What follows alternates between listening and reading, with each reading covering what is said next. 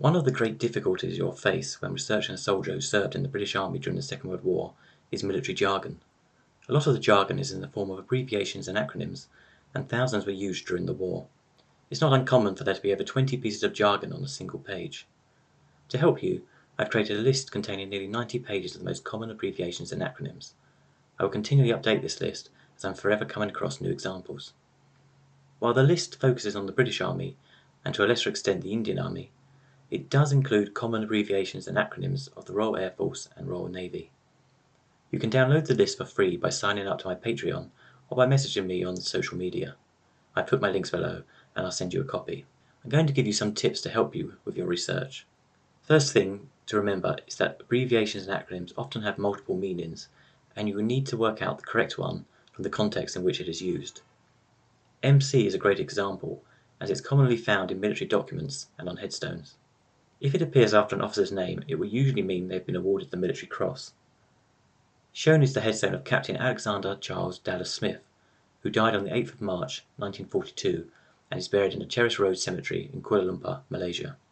However, on rare occasions it will denote the officer is serving with movement control. If a war diary recorded a soldier was involved in an MC accident, then they were in a motorcycle accident. This could lead them to having their medical category, another MC, downgraded. Expect variety.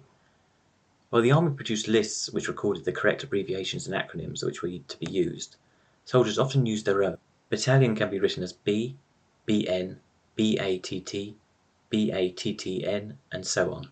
Handwriting. One of the biggest problems you'll face when trying to decipher military documents is reading the handwriting.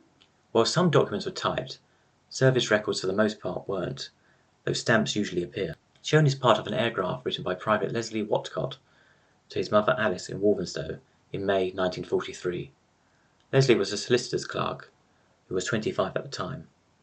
It shows a typical block of handwritten military jargon. After Leslie's army number we have his rank of Private, PTE, then name, followed by number 9 section, 152nd Company, Pioneer Corps. Companies of the Pioneer Corps were divided into sections. The final piece of military jargon is BNAF, for British North Africa Forces. If you can't read the handwriting in a section of a service record, look at additional pages, as information was often duplicated elsewhere. Make sure to subscribe, as I'll be adding more guides to help you research soldiers who served in the British Army.